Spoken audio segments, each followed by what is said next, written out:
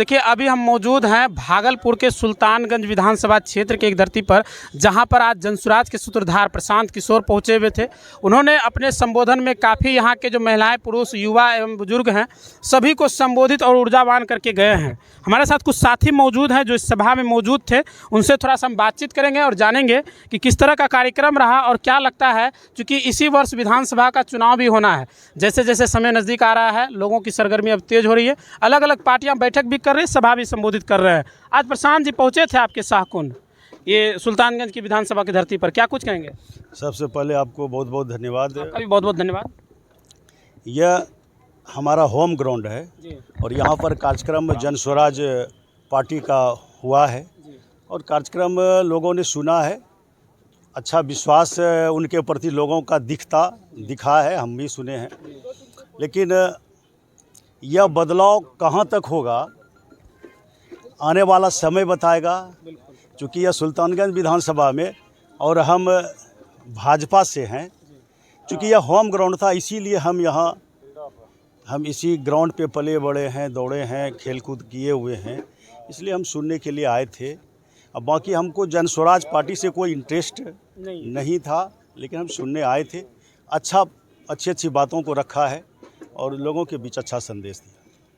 Sir, आप सुल्तानगंज से हैं और भाजपा से जुड़े हुए, ये बाबा की नगरी भी कहा जाता है। और अभी जो वर्तमान देश की स्थिति है, चूँकि आपने भाजपा जैसे शब्द को कहा है, देश में आपकी सरकार है और जिस तरह से कश्मीर में घटना घटी है उससे काफ़ी लोग मर्माहत है, क्या कुछ कहेंगे?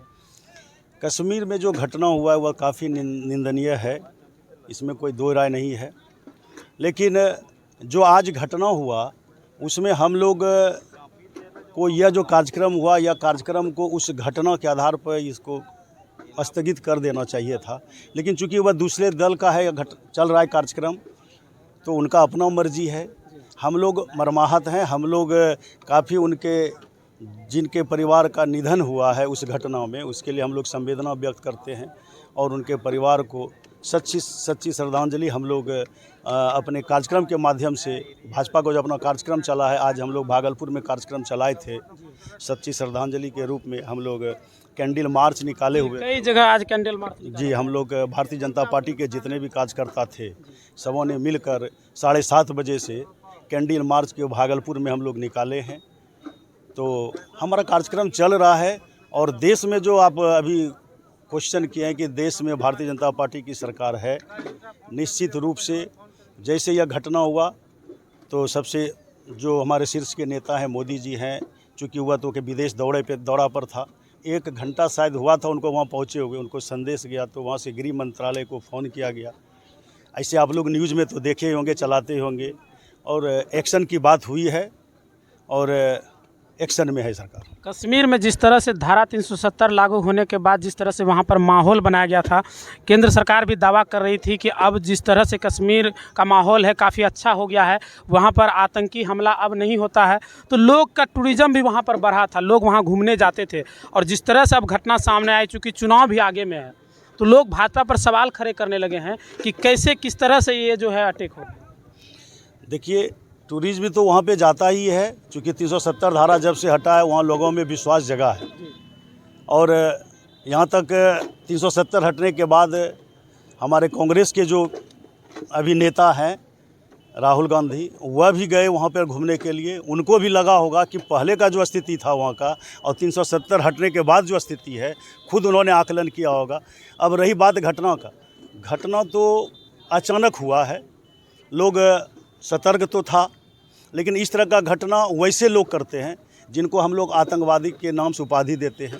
तो आतंकवादी तो अचानक घटना कहीं भी कर सकता है। धर्म के नाम पर हत्या, और धर्म के नाम पे हत्या पूछ के, जैसा हम लोग समाचार के माध्यम से या सोशल मीडिया के माध्यम जानकारी हुआ है कि वहाँ पे जो घटना हुआ है वह पूछ के, ये किस स्वजाति के हैं, किस धर्म के है या मुस्लिम, किस धर्म के लोग हैं, वह पूछ कर हत्या किया है। इसे स्पष्ट पता चलता है कि सनातन खतरे में अभी है। एक अंतिम सवाल है सर कि बंगाल में जिस तरह से वहाँ पर भी अत्याचार हिंदू भाई पर, उन बहनों पर जो हुई है, तो काफ़ी लोग मर्माहत है। और जो ममता बनर्जी जो सरकार में है, वो डायरेक्ट अमित शाह या फिर भाजपा के लोगों को दोषी ठहरा। निश्चित रूप से वहाँ दोषी ठहराएंगे, चूँकि वह बांग्लादेश में रोहिंग्या मुस्लिम को पालते हैं और बांग्लादेश में नया नया आधार कार्ड बना के मुस्लिम को, बंगाल में नया नया आधार कार्ड बना के मुस्लिमों का समर्थन वह लोग पार्टी करती है और निश्चित रूप से वहाँ पर हिंदुओं पर अत्याचार हो रहा है। हम लोग उन हिंदुओं के जो जिनके ऊपर अत्याचार हुआ है उनके साथ हैं। अक्सर देखा जाता है जब चुनाव नज़दीक आता है तो निश्चित तौर पर कोई ना कोई घटना निकलकर बंगाल से सामने आती है। एक तरह से कहा जाता है कि खेला होवे, तो क्या वही खेला होवे हो रहा है? वो तो ममता बनर्जी का पहले से भी स्टेटमेंट है कि खेला होवे, और ये इस सब तरह का घटना वहाँ पे आम है। वहाँ पे सरकार जो वह चलाती है उसका सरकार जो है हम लोग का प्रशासन नहीं चला रही है, वह सरकार अपना एजेंट पाला हुआ है। वहाँ पे हर जितने चौक चौराहे हैं सब एजेंट उनको खाना पानी टोटल व्यवस्था, परिवार चलाने का व्यवस्था करता है। उनका तंत्र लगा हुआ है इस तरह का आक्रांत करने के लिए, उसका सरकार का लगा हुआ है। बहुत बहुत धन्यवाद हमें समय देने के लिए। क्या परिचय हुआ सर आपका? मैं नीरज प्रसाद सिंह, पैक्स अध्यक्ष दासपुर पंचायत, सह भाजपा मंडल अध्यक्ष सजौल। बहुत बहुत धन्यवाद। तमाम चीज़ों का अपडेट हम भागलपुर के सुल्तानगंज से ले रहे थे। कैसा लगा वीडियो कमेंट जरूर कीजिएगा। बहुत बहुत धन्यवाद। लॉन्ड्री और ड्राई क्लीनर्स रिंसले the world and salon, address Kursela Chowk स्थित महावीर मंदिर के पीछे।